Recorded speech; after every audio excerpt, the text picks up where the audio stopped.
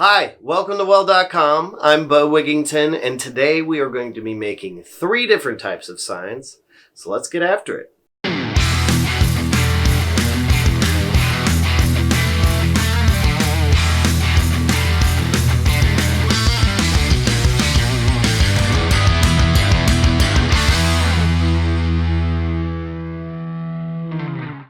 Alright, so some of the materials we are going to be using today. This is a 3/8 round we're going to be using to attach one sign to this big slab of wood over here.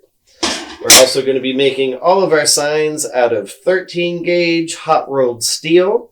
The sheets that I picked up, little scraps that'll work perfect for the signs we're about to make. First thing we're going to have to do is get all of the mill scale off of our material, but before I go ahead and pick up my grinder, I want to go ahead and put in these bad boys. This is my hearing protection. It's the IsoTunes Free. Thing I like about them is just little earbuds. As soon as I pop them out, they connect to my phone and they protect my hearing. So let's get to grinding. Here I'm using a Benchmark's abrasive 60 grit flap disc to get this mill scale off. Alright, so something we need to talk about is distortion. So whenever you heat up metal, it is going to compress it or shrink it. And so what's happening, as you can see, I just used the flap disc to take off this mill scale, and the heat from that is already starting to cause a little bit of distortion. This one, we are going to be just tracing the letters out with MIG welding, just laying beads to give it kind of an embossed feel. So when we are welding it, we are going to make sure we have it clamped down real tight to another piece of thicker metal to help soak up some of that heat and fight the distortion. So this is the first sign we're going to be working on. It is for a local singer-songwriter. Her name is Jessie Dunks, and we're going to be doing an embossed texture on this. So we're going to actually use the weld bead to outline these letters to give it just kind of a cool standoffish texture, and she can put it right on her merch stand. But before we do that, we are going to dial in our machine with this other piece just to make sure we get the right bead. So when I dialed in the MIG machine, I set my wire feed speed to 180 and my volts to 17. I ended up turning it up to 17.5 and 190 just to get it a little smoother, but I wanted the bead to sit on top of the metal for this to really give it that embossed look.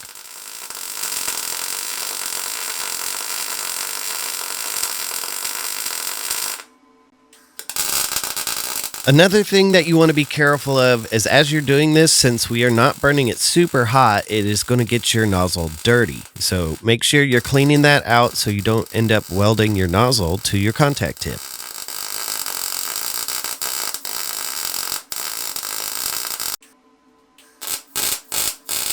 I also sprayed the sign down with some anti-spatter to make the little BBs that get stuck on there easy to get off when we're cleaning it up later on. So today we're going to be using the Lincoln Electric Tomahawk. It's the 375 Air. We're just going to be doing some quick cuts with this, cutting out our letters.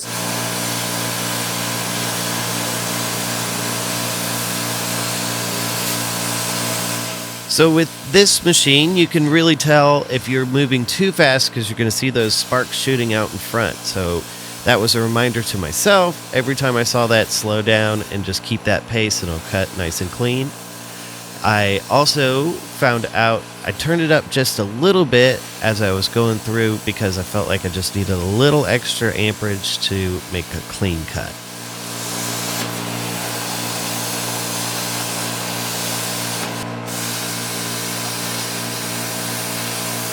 Another thing is the direction that you're traveling.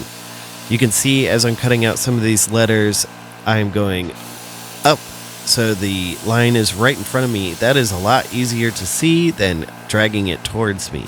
So just a little tip, if you're cutting things on a line, make sure that line is in front of you so you can have a nice clear view of it.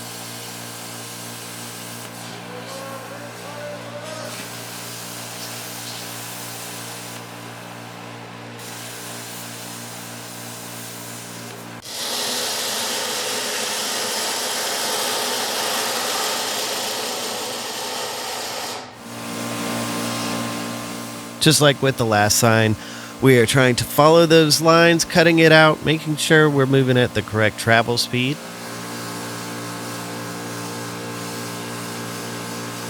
One thing to remember when you are doing any kind of plasma cutting, you want to have some sort of eye protection, and this auto darkening hood that I have on right now has shades meant for cutting and welding, so I switched it down to the cutting mode.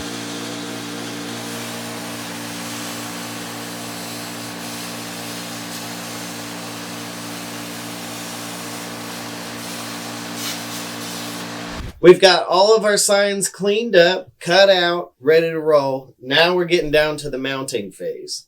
So how I'm going to mount this sign to this wood slab is I've made these little posts out of the 3/8 rounds. I'm going to attach them on here on the back, and then I'm going to drill holes that we're going to just glue them right into those holes.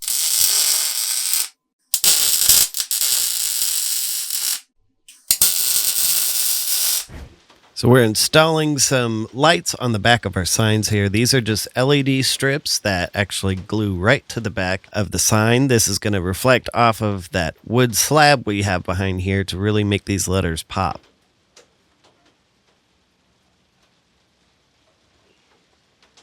So how I went about attaching this, I drilled 3/8 holes into the slab, and we simply just pressed it into a nice snug fit. This last sign, the thing we're going to do to give it a little bit of depth, we're going to be making the letters stand up off of the back that we cut out so we can have that light seeping out. So what I did, I cut down those 3/8 rounds down to little standoff posts that I'm going to mount on the back of these letters. So it'll end up giving it a nice little standoff that light can leak out. We're going to actually offset it a little bit to give it even more of a 3D look. So with the D, we do run into the negative space. So what I'm using is some 3/32 TIG wire that I'm going to just kind of tack on to hold that in place. We're not going to be moving this around a lot, and it's just going to be a placeholder, so we keep that negative space behind the offset letter. For this sign, I want to make sure these letters are nice and crisp, so I'm taking a flap wheel to the edges to remove any dross and also any jagged lines that might be left over from cutting it out with the plasma cutter.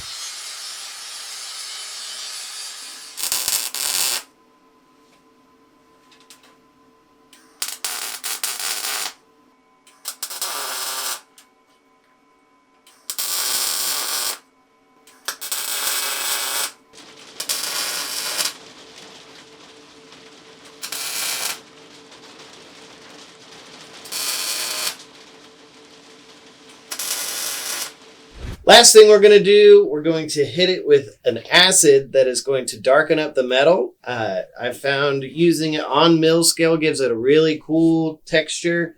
And afterwards, we're going to really make it pop with some Scotch-Brite. So I'm going to go ahead and spray this on.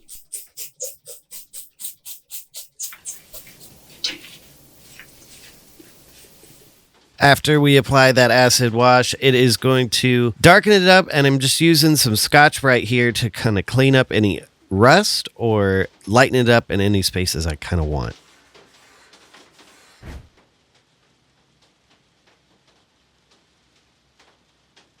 So last thing to do on this sign is going to be install the lights as well. And we are going to be using another LED strip, but we're going to be weaving it in and out of this expanded metal that I attached to the back of the sign.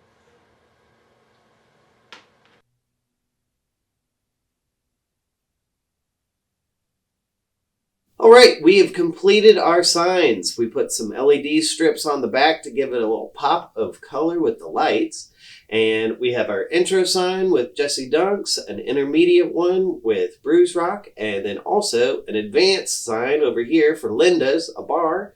And if you have any questions, feel free to leave a comment down below.